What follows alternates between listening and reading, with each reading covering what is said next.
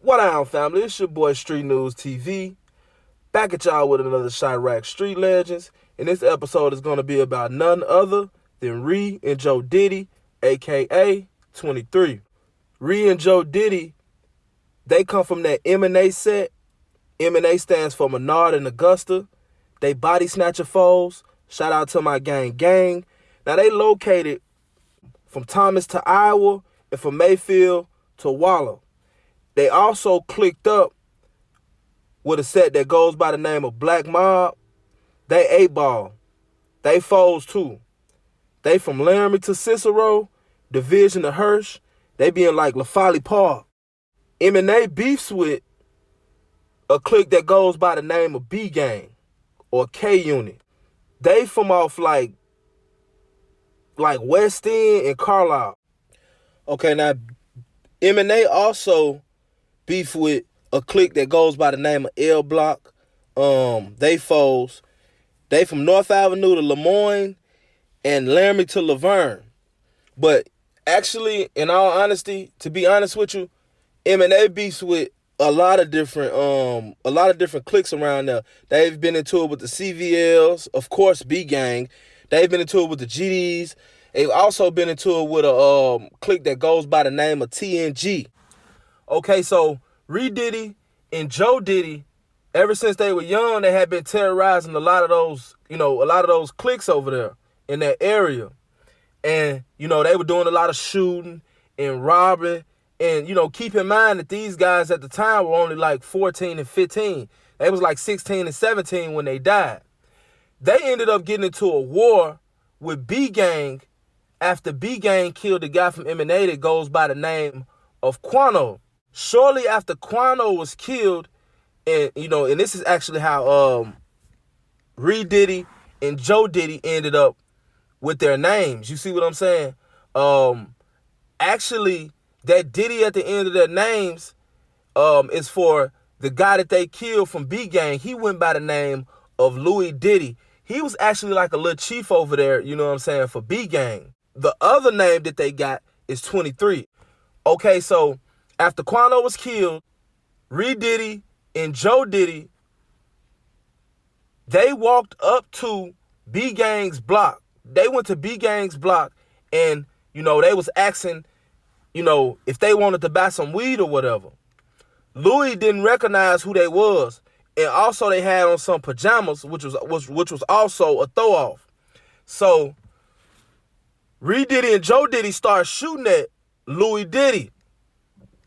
After they started shooting at Louie Diddy, he ran in the building of the row houses. He ran in the building, closed the door. They kicked the door in and caught Louie Diddy running up the stairs. When they caught Louie Diddy running up the stairs, they shot Louie Diddy from head to toe. They hit him 23 times. Ree Diddy and Joe Diddy were now deemed, the Diddies. And also 23, which represented how many times they shot Louie Diddy. Not too long after this, Ree Diddy was killed. Ree Diddy was killed doing a robbery. It was something to do with a robbery. He ended up into a shootout. He ended up getting shot in the head. Joe Diddy actually died a year later, which these guys were so close and they did so much dirt together. It was like, it kind of put you in the mind of Poppy and TB from Taekwon World. You know what I'm saying? One couldn't live without the other. Now, Chicago is the type of place we grow up involved in a lot of different things that actually are inherited. You see what I'm saying? A lot of us, when we come out the womb, we've already inherited, certain beefs. And it's crazy because a lot of times don't nothing change, but the names of the cliques or the sets or whatever. Or they branch off or either break down, but it still be, certain areas have always been into it. Like certain areas have been into it so long, ain't no way possible that they can tell you how it began. because most of the members that were around when some of these wars started, they either dead or in jail, but most of them are dead. Now, dealing with 23, Reed Diddy and Joe Diddy, they came up in a time with no structure. And at the end of the day, everybody in Chicago, we living for a name. You see what I'm saying? Especially when we young and we out in the streets. We want to be respected. We want to be feared. And also, you got the fact that we got loved ones that we've lost. Trauma is a real thing. You see what I'm saying? Now, these two youngsters, man, they come from my neighborhood, so I had to show some love. I had to make sure that they'll never be forgotten. Why? Because at the end of the day, they did what they did in the streets, but they were still shorties and they were still some good dudes. You see what I'm saying? One cannot blame a person for doing what they got to do to survive. You see what I'm saying? Some of these situations are a lot more realer than a lot of people may think because they not involved in the situation or they've never been in the situation. Sometimes you got to turn into a savage. Sometimes you got to turn your savage up because if you don't, you going to end up the next motherfucker out here laid out. You see what I'm saying? Now, both of these young niggas, man, they went out shooting. Both of them went out shooting. The CVLs and the GDs actually had to click up to get rid of Joe Diddy. You know what I'm saying? He was a super beast. And one may say, well, all you doing these Chiraq street legends are, you just glorifying these guys and they were, no, I'm keeping their name alive and also bringing awareness to what's going on in not just the hoods of Chicago, but the hoods everywhere, man. Because at the end of the day, we have to give a fuck as a people before anybody else gonna start caring. If people act like, okay, like shit ain't going on out here.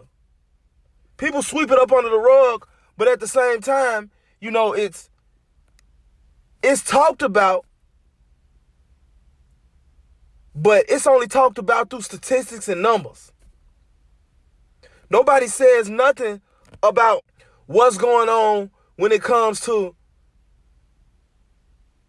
the judicial system of Chicago.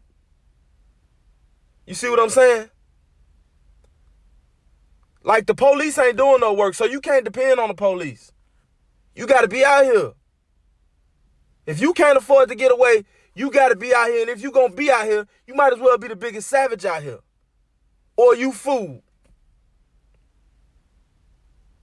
That's just the way that is, man.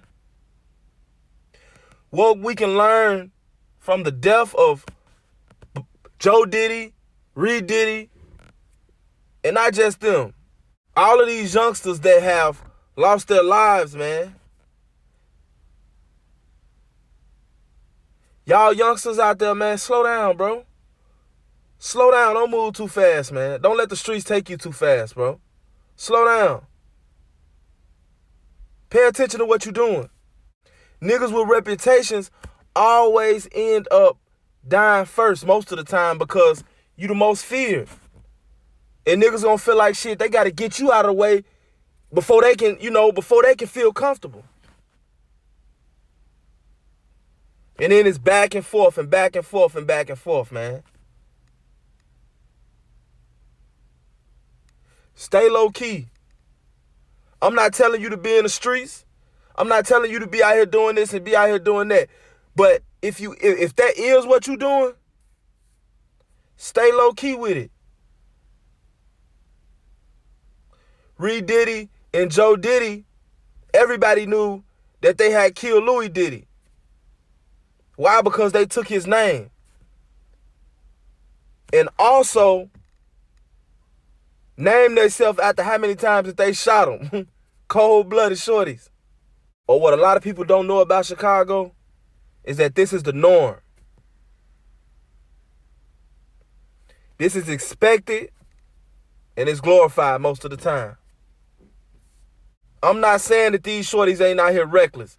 That's not what I'm saying. What I'm saying is that a lot of them feel like they don't have no choice.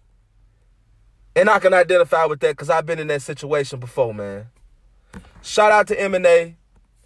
Shout out to the Body Snatchers. Shout out to Shake, man. Rest in peace, Ree. Rest in peace, Joe Diddy, man. Rest in peace, Impact, man. I'm going to be a West Side nigga till I die. And I'm going to keep my West Side niggas' names alive, man. It's your boy, Street Newz TV. I'm out.